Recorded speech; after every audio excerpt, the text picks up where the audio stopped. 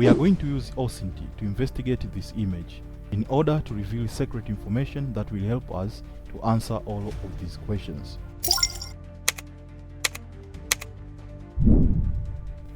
And this image is part of tryhackme room called the OSINT. Now, without wasting time, let the investigation begin. Okay, as I said, we are going to do OSINT from tryhackme, whose purpose is to learn about the open source intelligence.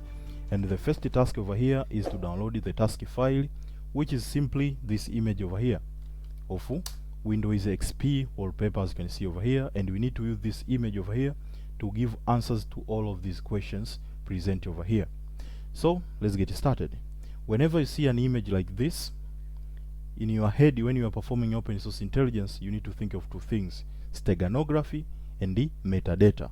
But for today's video, we are going to deal with the metadata.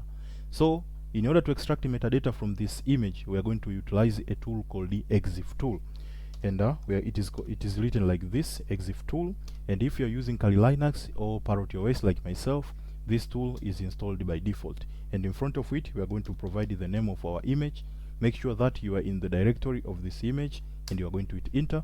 And here we can see the metadata of this image. For example, we can see file name of this image is windows1.jpg, which is not important for us. We can see the directory, it is a current working directory, but we can keep analyzing the parameters. But for me, the parameter that stands out is this one over here, copyright, because it has it has a unique name. It is not a generic name like others. It is a unique name. So this piqued my interest, or piqued my curiosity. What is this Woody Flint meant? Or who is Woody Flint? We don't know what Woody Flint represents.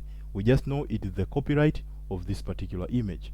So what we can do next is to shift our OSINT operation to the Google search engine to see what Google can find for us. So to do that, we are going to the web browser, and you are going to google.com, and you are going to paste this name over here, and the Google is going to index. After indexing, we can see we have a GitHub account, we have x.com or twitter.com, and we have the WordPress account. So what we are going to do, we are going to open them separately and see if they have any kind of connection. So if we go to the GitHub account, we can see it is Woody Flint people finder, and we can see there is a readme.markdown. And here we can see people finder, and it says, "Hi all, I am from London." So here, our first clue, we know that our suspect is from London. Okay, that is a good thing to know. Here it says, "I like taking photos," and the open source project, which is not important for us. But here we can see, "Follow me on Twitter at Woody Flint." Now if we open the Twitter account, we can see indeed it is Woody Flint, and the profile picture is the profile picture of a cat. Okay, let's continue to do our investigation. Here it says, "This project is the new social network for taking photos in your hometown." And it says, "Project is starting soon. Email me if you want to help out." Here we can see the email account of our suspect. So now we know where this user is from, and what is the email of this user, and what is the Twitter handle of this user. And we can see here is the website of the user, and indeed it is this website over here, because you can see the author is Woody Flint. Now we have got some answers. Let us see if we can answer them. Here we can see what is this user's avatar of. We can see the avatar of the user is a cat, so we can put cat over there. Here it says, "What city is this person in?" The city we have seen, it is London. We're going to say London. And what is the SSID of the wireless access point he is connected to? We don't know that, so we're just skipping that question and go to the next one. What is his personal email address? If we go to the GitHub account over here, we can see the email address of our user or of our suspect is this one over here. So we can copy this one out, and we can go and paste it over there. Paste it over here and hit enter, and you can see it is indeed the email. And here it says, "What site did you find his email address on?" The site is simply a GitHub account. So we're going to say GitHub like that and hit enter. And here it says, "Where has he gone on holiday?" We don't know that. So after answering this question, let's continue our investigation. So we are done with the GitHub account. Now let us go to the Twitter account and see what we can find. Here we can see the first post, it says hello world, not that significant. So if we go to the next post, it says from my house I can get free Wi-Fi, which is great. And here we can see the BSSID of the router or the wireless access point this user is getting free Wi-Fi from. And here he posted the entire BSSID or with the MAC address of the wireless access point over here. So we can go ahead and copy this one out and paste it on a website called wigo.net, which is a site used for something called word driving.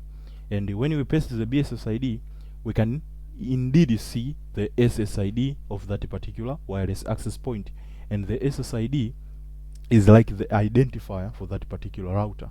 Okay, so now this is wigo.net, and we can go over here and paste the BSSID.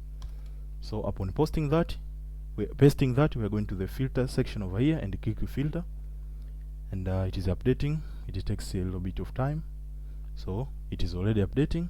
And after doing that, the wigo.net is not going to show you directly where that BSSID is from, but we have a hint and a clue where this user is from. It says he is from London, so we can go over here and search for London. So we can say London like this, and you can hit enter, and indeed you can see we've found a London over here, and you can zoom in and see if we can see anything. So let's hopefully we are going to see something. Let's keep zooming in. Let's keep zooming in. Hopefully something is going to show. Okay, so if we pay close attention over here, we can see a little tiny name over here called Unilever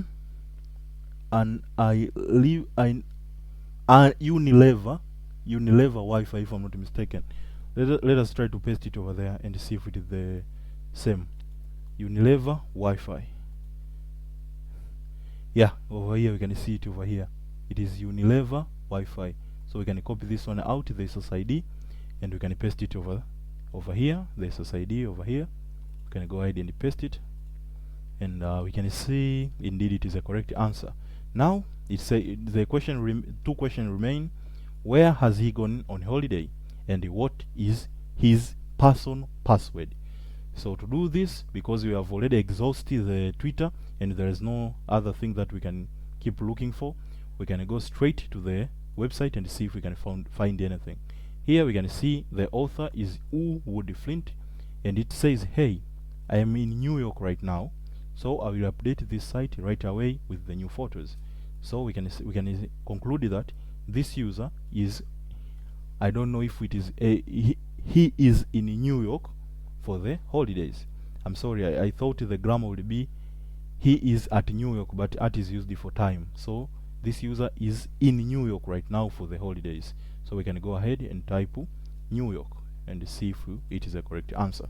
So we can say New York like this and hit enter, and it is indeed the correct answer. So now the last question, what is the password of this user? So if we go to the website over here, we can see there is no way of knowing the password of this user. What if we go to the contact? If we go to the contact, there is no password here. If we go back to home, there is nothing. So let us try to analyze the source code. So we can go ahead and either inspect over here or view page source, or we can just click Ctrl U, and it is going to open the source code over here, and we can try to analyze them. And let us keep analyzing. Maybe if we find something like a password, maybe if I type something like password, there's nothing. Okay, so let us keep analyzing manually. Let me reload this one, and let us keep analyzing and see if we can find anything.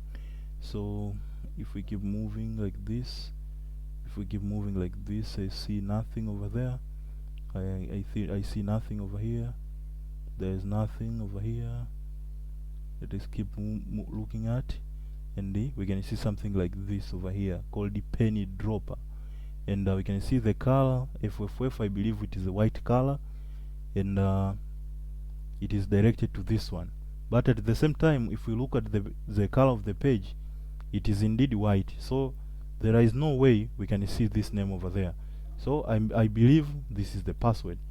Okay, so we are going to copy this one out, the entire thing, and we are going to paste it on the tryhackme. So we are going to put it over here, paste it out, and submit. And it is indeed the correct answer, and we finished this room called the OSINT. It is a very easy room, but the purpose of this video is to help you learn something, and you can keep learning, you can keep improving yourself. Even if you learn something small, it is going to contribute to your learning experience and improving your strategies and your knowledge and stuff like that. And if you love, for example, my videos, you can go ahead and watch the video that is suggested on the screen right now, and I'll see you on the next video. Goodbye.